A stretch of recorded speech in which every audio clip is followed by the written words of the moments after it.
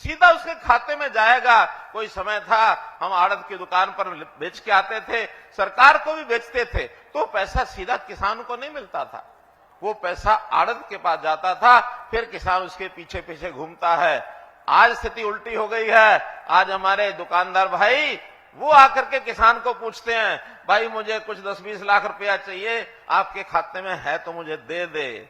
आज उल्टा काम हुआ कि नहीं? आज किसानों के खातों में पैसे आते कि नहीं है? अच्छा, जो किसान यहां बैठे हैं, बिक्री का पैसा उनके खाते में आया है, ऐसे कौन कौन है? हाथ खड़े करके बताओ। सब लोगों का पता। अब ये उल्टा विषय इसलिए करना पड़ा कि किसान की आमदन बढ़नी चाहिए। किसान पहली बार लखपति करोड़पति हो गए हैं, अनाज बेचते हैं, सीधा पैसा आता है। अब हमने नए सिस्टम में क्या, खाद यानी हमारा जो यूरिया है, यूरिया का छिड़काव इस इलाके में कितना उपयोग होता होगा कितना नहीं, लेकिन जो नहरी इलाका है उसमें तो खूब उपयोग होता है। पहले पीठ के ऊपर लेकर के हम मशीन से चलाते रहते थे, फुहारा डालते रहते थे। आज हमारे जेपी दलाल जी ने यत्न करके ये कहा कि ड्रोन उड़ाओ और ड्रोन से और हम जो नैनो यूरिया वहां छिड़केंगे। ये छिड़कने का काम बहुत ज्यादा तो नहीं, लेकिन एक 15% किसान करने लग गए हैं इसको। 15% किसान अब किसी को पीठ के ऊपर अपना डब्बा रख करके और वो पंप नहीं मारने पड़ते। अब तो एक ड्रोन के अंदर दवाई डाल देते हैं और हाथ में कंट्रोल रख करके और ड्रोन चलाया जाता है। और प्रधानमंत्री जी ने कहा कि ये काम तो खेतों में जो हमारी बहनें काम करने लिए जाती है ना, आसानी से उनको थोड़ा सिखा दोगे तो आज तो बच्चे भी उसका कंट्रोल हाथ में रख करके बटन और ड्रोन को चला लेती हैं, हमारी बहनें भी चलाएंगी। तो उसका नाम भी क्या, ड्रोन दीदी। उस ड्रोन का नाम ही रखा ड्रोन दीदी, नमो ड्रोन दीदी। तुम्हारी हाँ, जिसको छोटा हेलीकॉप्टर कहे हैं। अब ये आज के जमाने की चीजें हैं। तो मित्रों, कई ऐसे विषय हैं जिसकी आज मैं चिंता इसलिए नहीं कर रहा, ना आपको ज्यादा समय ले रहा। मैं तो इतना ही बताना चाहूंगा कि पिछले 5-7 दिन में थोड़ा हरियाणा का एक वातावरण अलग प्रकार का है। जिस चीज के पीछे लगते लगी जाते हैं। अब पिछले 7 दिन से गीता जयंती के कार्यक्रम कुरुक्षेत्र में हुए, संत समाज सारा इकट्ठा हुआ, लोग भी 30 लाख से ज्यादा लोग वहां आए। लगातार मैं वहां रहा और संयोग से कल मेरा जाना हरिद्वार हो गया, तो मैं संतों के सानिध्य में कुछ 5-7 दिन लगे। आज मैं जब यहां आया हूं तो मुझे ऐसा ही लग रहा है जैसे सारे संत हैं। ये किसान भी संत से कम नहीं है। देश के लोगों का अन्न पैदा करके उनकी सेवा करना, उनका पेट भरना, ये हमारा किसान करता है। ये त्याग की मूर्ति है, ये संत ही कर सकता है।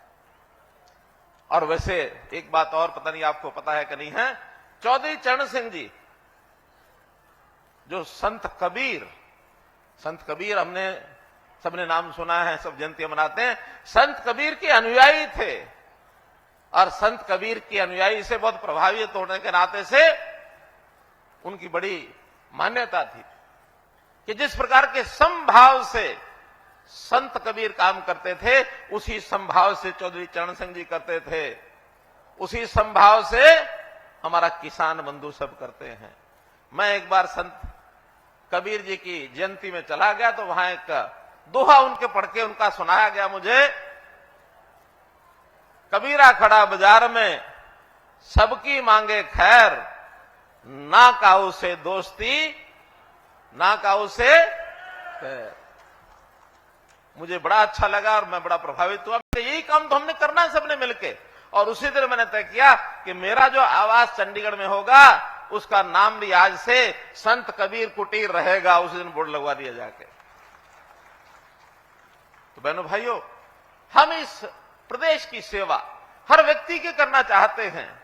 कुछ लोग मुझे थोड़ा सा ताना मारते हैं कि इसका तो घर ही नहीं है, इसका तो परिवार ही नहीं है।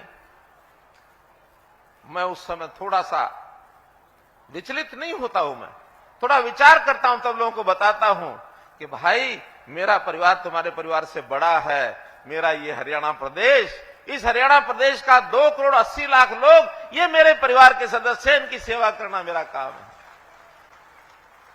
तो इन सेवा करने के लिए बहुत योजनाएं चलाई हमने। उन योजनाओं की बजाय मैं तो इतना कहूंगा कि हमारे किसान बंधुओं, जागरूक होकर के आगे बढ़ना सीखो। सुभाष बराड़ जी ने कहा कि हमको अपना दुश्मन पहचानना चाहिए। अब उस नाते से कुछ लोग ऐसे हैं जो इस किसानों के साथ, किसानों के हक की राजनीति चौधरी चरण सिंह जी ने की, किसानों के हक की राजनीति हमको करनी चाहिए, लेकिन किसानों के साथ राजनीति नहीं करनी चाहिए। कुछ लोग किसानों के इश्यूज को लेकर के अपनी अपनी राजनीति करते हैं, किसानों के साथ राजनीति करते हैं। ऐसे लोगों से सावधान रहना चाहिए। और ये जो हर जगह जाकर के किसानों का नाम लेंगे और कुछ ना कुछ उल्टी सीधी बात करते हुए कहीं धरना देंगे और कहीं प्रदर्शन कराएंगे, कहीं रास्ते रोकेंगे, इन चीजों से हमको सावधान रहना है। आखिर किसान का लाभ कौन करता है, किसान की आय कौन बढ़ा रहा है? नरेंद्र मोदी जी ने कितने ही ऐसे कार्यक्रमों को दिए कि किसान की आय डबल करनी है। और उसमें भी जो गरीब किसान हैं, उस गरीब किसान के नाते हम हर किसी का सहयोग करते हैं। किसान का बेटा ये कैसे उद्योग में चला जाए, कैसे ये हमारे छोटे छोटे काम हैं उनको आगे बढ़ाते हुए किस प्रकार से टमाटर का और जो रेसिपी है वो बनाना ही सीख ले, किस प्रकार से अचार बनाना है सीख ले, ताकि मार्केट में जाकर के बेचना शुरू करे।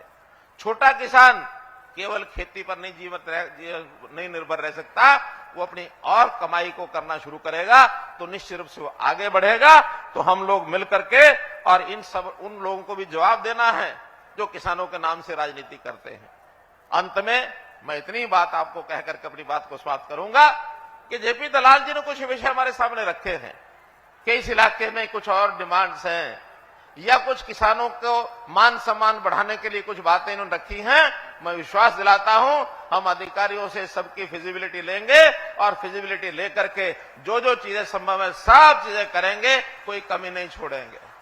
आज भिवानी जिला और उसमें लोहारू विधानसभा हरियाणा के सब जिलों में सबसे ज्यादा हमने काम कराए हैं, सबसे ज्यादा मुख्यमंत्री घोषणाएं यहां हुई हैं और उसमें भी लोहारू नंबर 1 पर है। और इसको आगे बढ़ाने के लिए जो डिटेल आप उनको देंगे उस नाते से आपके काम कराएंगे, कहीं कोई कठिनाई नहीं। इतनी बड़ी संख्या में रैली नहीं रैला आपने किया है, आपका बहुत बहुत आभार, बहुत बहुत धन्यवाद।